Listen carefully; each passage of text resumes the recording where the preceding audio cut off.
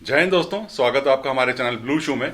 और आज हम अपना हिंदी मुहावरे और उनसे जुड़ी कहानियों की श्रृंखला को आगे बढ़ाते हुए जिन दो मुहावरों को इस वीडियो में लेकर आ रहे हैं उन मुहावरों का नाम है एक और एक 11 और एक चुप 100 सुख। तो आइए सुनते हैं सबसे पहले एक चुप 100 सुख की कहानी। एक गांव में एक बनिया और उसकी पत्नी रहा करते थे।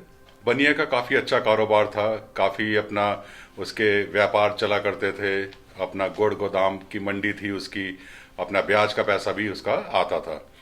और उसकी पत्नी जो है वो घर के कामकाज किया करती थी, घर संभालती थी।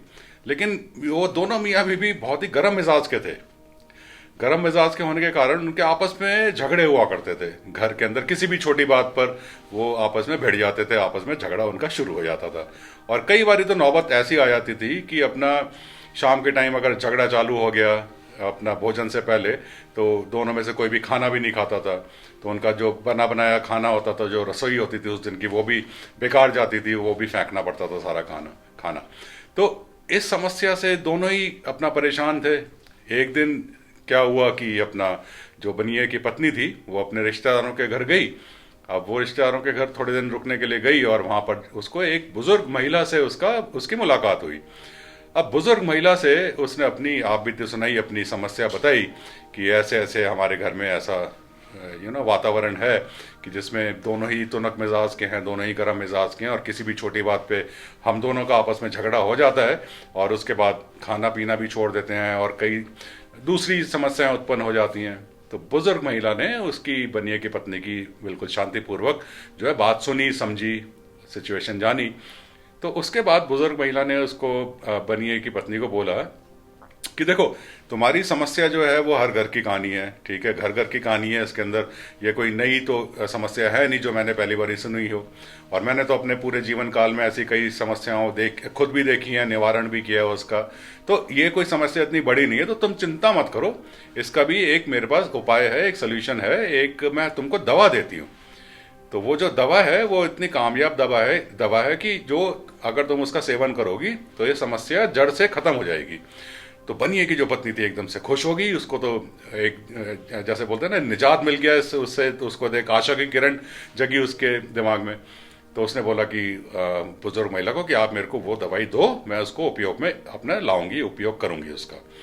तो बुजुर्ग महिला जो थी उठी और वहां पर अपना दूसरे कमरे में जाके एक अपना कांच की शीशी लेकर आई और कांच की शीशी अपना उसको बनिए की पत्नी को थमा दी उसके हाथ में और बोला कि ये जो दवाई है, जब भी तुम्हारा झगड़ा शुरू हो घर के अंदर अपने घर वाले के साथ, बनिए के साथ, तो तुम अपना क्या करना, इसमें अपना शीशी खोल के दवाई अपना मुंह में डाल लेना उस टाइम पे। तो उससे तुम्हारी जो है समस्या धीरे धीरे खत्म हो जाएगी। अब वो एकदम से उत्साहित हुई। बनिए की जो पत्नी थी उसने दवाई ली, समझा उससे कैसे यूज करना है, इसको कैसे उपयोग में लाना है, और वो अपने घर चली गई। अब घर गई तो एक आध दो दिन निकले, तो उसके बाद जैसे उनके घर का माहौल था, वातावरण था, तो उनकी किसी बात पे एक दिन झगड़ा उनका शुरू हो गया। अब जैसे ही झगड़ा शुरू हुआ तो बनिए की पत्नी को उस बुजुर्ग महिला की दी हुई दवाई जो है याद आई। वो तुरंत अपना उस कमरे में गई, अपने कमरे में गई, वहां से शीशी निकाली और शीशी निकाल के उसने दवाई जो अपने मुंह में डाल ली। अब दवाई उसने मुंह में डाली तो उसको लगा कि हाँ भी थोड़ा झगड़ा जो है कंट्रोल में आने लगा है। तो ऐसे करते करते कई दिन बीत गए। हर बारी जब भी झगड़ा होता, शीशी निकालती, शीशी अपना निकाल के उसने दवाई अपने मुंह में डालती और उसके बाद धीरे धीरे उसको लगा कि उसके घर के जो झगड़े हैं वो धीरे धीरे समाप्त हो गए हैं, खत्म हो गए हैं, और उसका जो पति है वो थोड़ा शांत होने लगा है धीरे धीरे। अब वो बड़ी खुश हुई। थोड़े दिनों के बाद पूरे झगड़े होने ही बंद हो गए। अब वो दोबारा से उस बुजुर्ग महिला के घर में गई किसी दिन अपना मिलने के लिए अपने रिश्तेदारों से, तो बुजुर्ग महिला से भी मिली। अब महिला से मिली तो उसने खुशी खुशी सारी बात बताई कि आपकी दी हुई दवाई इतनी कारगर थी, इतनी कामयाब थी कि वो तो थोड़े दिनों के अंदर हमारे सारे जो है झगड़े होने बंद हो गए। तो ऐसी क्या उसके अंदर आपने मेरे को कौन सी जड़ी बूटियां दी थी, क्या दवाई दी थी उसके अंदर, आप वो मेरे को बताओ। वो शीशी तो मेरी खत्म हो गई है, झगड़े भी खत्म हो गए, लेकिन आगे कल को कोई झगड़ा होता है तो मैं अपना घर के अंदर ही तैयार कर लूंगी। आप मेरे को उसकी विधि बता दो बनाने की, तो मैं उसको बनाकर घर में रख लूंगी और इस्तेमाल करूंगी, क्योंकि आपके घर आना जाना थोड़ा सा दूर पड़ता है, मेरे को काफी समय लग जाता है आपके घर तक पहुंचने के लिए। तो बुजुर्ग महिला उसकी तरफ देखकर हंसी और बोली कि उस शीशी के अंदर मैंने तो सिर्फ एक सादा शुद्ध जल जो है तुमको भर के दिया था, ये जो झगड़े तुम्हारे जो खत्म हुए हैं तुम्हारे घर के, वो तुम्हारे चुप रहने से खत्म हुए हैं। क्योंकि जब तुमने दवाई अपने मुंह में डाल ली तो उसके बाद तो तुम बोलने की स्थिति में नहीं थी। अब जब बोलने की स्थिति में कोई बंदा नहीं होगा और कोई आर्ग्यूमेंट्स नहीं होंगे सामने वाले के साथ में, तो सामने वाले का गुस्सा भी धीरे धीरे जो है समाप्त होना शुरू हो जाता है, ऐसा कहा जाता है। तो वो जो है दवाई ने काम नहीं किया, तुम्हारे चुप रहने ने जो है वो काम किया। तो तब से ये कहावत जो है दोस्तों बनी है कि एक चुप 100 सुख। तो बुढ़िया ने यही रिकमेंड किया उनको, बुजुर्ग महिला ने, कि अपना जब भी किसी को ऐसी जरूरत पड़े तो तुम अपना ये दवाई बनाकर उसको दे देना। ऐसा नहीं है कि हमेशा जैसे बनिया की पत्नी ने दवाई ली तो हो सकता था कि बनिया भी ले सकता था उस दवाई को। ओके, तो ऐसे किसी को भी जरूरत पड़े तो आप वो वाली दवाई दो और दवाई से अपना आपको रिजल्ट जो है देखने को मिलेंगे। तो ये कहावत ये थी दोस्तों, इसके पीछे की कहानी कि एक चुप 100 सुख। आई होप कि आपको ये कहानी पसंद आई होगी। अगर कहानी पसंद आई तो आप प्लीज़ लाइक कीजिए, शेयर कीजिए, सब्सक्राइब कीजिए हमारे चैनल को और जुड़े रहिए ऐसे ही रोचक कहानियां सुनने के लिए। तो दोस्तों आइए सुनते हैं दूसरी कहानी को, जिसका शीर्षक है 1 और 1 11। आइए जानते हैं इससे पीछे की जुड़ी कहानी क्या है, इस मुहावरे के पीछे की जुड़ी कहानी क्या है। तो एक जंगल था, नंदनवन, और बहुत घना जंगल था। उसके अंदर कई पशु पक्षी अपना रहा करते थे। उसी जंगल के अंदर एक उन्मादी हाथी ने उत्पात मचा रखा था। एक हाथी ने अपनी ताकत के नशे में चूर होके पूरे जंगल में जो है उत्पात मचा रखा था। कहीं पर भी जाके वो तोड़फोड़ कर देता था, पेड़ उखाड़ दिए, किसी को मार दिया, किसी को कुचल दिया। तो उसी जंगल में एक चिड़ा और चिड़िया जो थे, एक अपना पेड़ पे उन्होंने घोंसला बना रखा था और उसमें रहा करते थे। अब चिड़िया ने जो थे अंडे दे रखे थे और चिड़ा चिड़िया दोनों अंडे अपना सेकते थे और उस दिन का इंतजार करते थे कि उसमें से छोटे छोटे नन्हे नन्हे बच्चे निकलेंगे। तो वो अपना सपने उन्होंने संजो के रखे हुए थे। लेकिन उनके सपने सारे चकनाचूर कर दिए किसने? उस उत्पाती हाथी ने। एक दिन वो हाथी उनके पेड़ के नीचे से निकला और वहां पर उसने पूरा का पूरा पेड़ जो है वो तहस नहस कर दिया, ऊपर से जड़ से उखाड़ कर फेंक दिया, जिसके चक्कर में जो उनका घोंसला बना था चिड़ा चिड़िया का, तो वो भी अपना नीचे गिर गया, अंडे फूट गए और घोंसला भी हाथी के पैरों तले कुचला गया। अब उन्हीं के पेड़ के पास एक और पेड़ पे उसका एक चिड़ा चिड़िया का एक मित्र रहा करता था, कटफोड़वा। कटफोड़वा मानी वुडपेकर। तो जब चिड़ा चिड़िया एकदम से दुखी हो गए, रोने लगे, ये सब कुछ देख के, अपना पूरा अंडे नष्ट हो गए, घोंसला नष्ट हो गया, उनका घर टूट गया, तो कटफोड़वा और उसकी पत्नी जो है वो दोनों आए उनको सांत्वना देने के लिए, कंसोल करने के लिए। उनको पूछा क्या हुआ, तो उन्होंने सारी बताई कि ऐसे ऐसे उत्पाती हाथी है, उसने इतना आतंक मचा रखा है पूरे जंगल के अंदर, तो हम क्या करें। तो कटफोड़वा जो था वो बोलता कि इसका तो हमको बदला लेना चाहिए। लेकिन अब चिड़िया जो चिड़ा चिड़िया थे वो बोले कि कैसे बदला लेना चाहिए, हम तो ठहरे एकदम से छोटे से जीव, हमारी क्या औकात की जो अपना हाथी से जाकर मुकाबला करें। तो इस पर जो कटफोड़वा और उसकी जो पत्नी थे, उन्होंने ये बात बोली कि किसी को भी किसी की शक्ति को कम नहीं आंकना चाहिए और एक मिलकर ही 11 बनते हैं। तो हम अपना जुगत लड़ाएंगे कुछ ना कुछ और ऐसा अपनी टीम तैयार करेंगे या फिर एक समूह तैयार करेंगे जिसके इस हाथी से हमको जो है छुटकारा मिलेगा। तो उन्होंने कहा कैसे। तो कटफोड़वा जो है वो बोलता कि मेरा एक दोस्त है भंवरा, तो भंवरा जो है उसके पास चलते हैं सहायता लेने के लिए, तो उसी से फिर आगे की योजना जो है बनाएंगे। तो वो अब चारों के चारों जो है वो कटफोड़वा के पास गए, भंवरा के पास गए।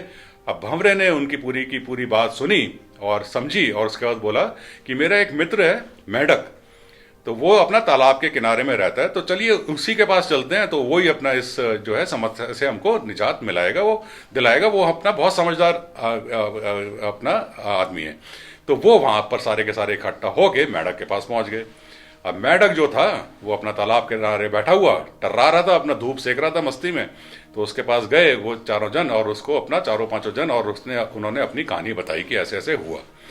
अब उसने मेढक ने जो थी सारी की सारी कहानी सुनी, उनकी सारी समस्याएं सुनी और उसके बाद बोला मुझे कुछ वक्त दो, मैं अभी आपका समाधान ढूंढ कर लाता हूं। अब मेढक ने अपना कूद लगा दी तालाब के अंदर। तालाब के अंदर वो गहरे पानी के अंदर नीचे चला गया अपना थिंकिंग प्रोसेस चालू करने के लिए, और वहां पर से थोड़ी देर के बाद निकला और उसने एक योजना उन सबको बताई और उसको सब कुछ एक्सप्लेन किया, सबको समझाया कि कैसे किसने क्या रोल निभाना है। और उस योजना के अंतर्गत उसने अपना पूरा सबको एक किरदार दिया निभाने के लिए कि ये होगा तो इसने आना है, ये होगा तो इसने आना है। तो इस टाइप से पूरी योजना उन्होंने बनाकर तैयार करके रख ली। अब हुआ क्या कि योजना के अनुसार उन्होंने अपना काम करना चालू किया।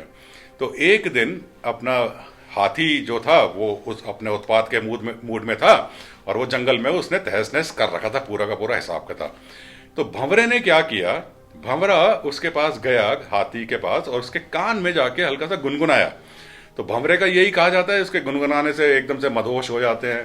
तो कई गाने भी बने हैं भंवरों के ऊपर हिंदी फिल्म इंडस्ट्री के अंदर। तो उसने गुनगुनाना चालू किया, तो उसकी गुनगुनाहट से, उसकी मधुर आवाज से जो हाथी था थोड़ा सा शांत हुआ, और वो मस्त हो गया। मस्त मतलब उसकी आवाज में खो गया, और उसने आंखें अपनी बंद कर ली, आंखें मूंद ली उसने, हाथी ने। अब जैसे ही हाथी ने अपनी आंखें मूंदी, तो कठफोड़वा और उसकी जो अपना पत्नी थी वो दोनों अपना गए, और एक एक आंख के अंदर दोनों ने उसकी आंखें जो है अपनी चोंच से, बहुत ही शार्प चोंच होती है कठफोड़वा की, वुडपेकर की, तो उन्होंने उसकी आंखें फोड़ डाली। उसकी आंखों में से खून निकलने लगा और वो अंधा हो गया। अब वो जब हाथी हो गया अंधा, तो वो एकदम से बौखलाहट के अंदर इधर उधर भागे, चीखे चिल्लाए, ठीक है, गरजाए एकदम से। उसको तो एकदम से पेन हो रही, सब कुछ हुआ। तो अब वो पेन के चक्कर में इधर उधर भागे। अब वो भागते भागते, अब उसको चीख चिल्ला भी रहा था, सब कुछ कर रहा था, तो उसको क्या हुआ, एकदम से प्यास लगी। अब प्यास लगी, लेकिन अब उसको तालाब तक जाने के लिए, नदी तक जाने के लिए रास्ता तो दिख नहीं रहा था। तो अपनी योजना के अनुसार मेढकों ने क्या किया, जब उसको अपने आसपास आता देखा, तो मेढक जो थे किसी एक बड़े से गहरे गड्ढे के आसपास जो है इकट्ठा हो गए। मेढक और उसकी टीम जो थी पूरी की पूरी गड्ढे के आसपास इकट्ठा हो गए, और वहां पर उन्होंने टर्राना चालू किया, टर टर करके ऐसे उन्होंने टर्राना चालू किया। तो हाथी को यह पता था कि मेढक वहीं टर्राते हैं या आवाज निकालते हैं जहां पर पानी की व्यवस्था हो, तालाब हो या नदी हो, कुछ भी हो। तो हाथी ने क्या किया, जब उसने मेढकों के टर्राने की आवाज सुनी, तो वो उसी दिशा में भागा जहां से आवाज आ रही थी। अब जिस दिशा में भागा, मेढक टर्रा रहे थे, तो उन्होंने और हाथी को अपनी तरफ आता देखा, तो उन्होंने और तेजी से टर्राना चालू कर दिया। अब हाथी जो है वो धीरे धीरे, जैसे उनकी आवाज उसके नजदीक आती रही, तेज होती रही उनकी आवाज, हाथी ने और तेजी से भागना चालू किया। अब जैसे जैसे वो नजदीक पहुंचा, और वहां पर जैसे ही मेढकों के पास पहुंचा, तो वहां पर वो उसका पैर फिसला और वो गड्ढे में जाकर नीचे गिर गया। अब वो जैसे ही इतने गहरे गड्ढे में गिरा, उसके तो प्राण पखेरु जो थे वो उड़ गए, और वो गया मर। तब वहां पर अपना जो चिड़िया थी वो आके, उसने सबको, अपना चिड़ा और चिड़िया ने सबको आभार व्यक्त किया अपना, कि आप सबने मेरी इतनी सहायता की, और जंगल वासियों को भी इस उत्पाती से मुक्ति दिलाई। तो मैं आपका आभार कैसे व्यक्त करूं, कैसे इसको कर्ज जो है आपका चुकाऊं। तो सबने मिलकर यही बोला कि एक मित्र ही अपना दूसरे मित्र के काम आता है, और एक और एक से ही 11 बनते हैं। तो अपना एकता के अंदर ही शक्ति है, जिसको आप दूसरे वर्ड में बोल सकते हो। तो इसी 1 और 1 11 का एग्जाम्पल सेट करके उन्होंने इस विपदा से और इस मुसीबत से अपना छुटकारा दिलवाया। तो ये थी कहानी दोस्तों, 1 और 1 11 मुहावरे के पीछे से जुड़ी हुई। आई होप कि आपको ये कहानी पसंद आई होगी। अगर कहानी पसंद आई है तो प्लीज़ लाइक कीजिए, शेयर कीजिए, सब्सक्राइब कीजिए हमारे चैनल को, और जुड़े रहिए ऐसी रोचक कहानियां सुनने के लिए। मिलते हैं अपने अगले वीडियो में, तब तक ध्यान रखिए अपना, खुश रहिए। जय हिंद।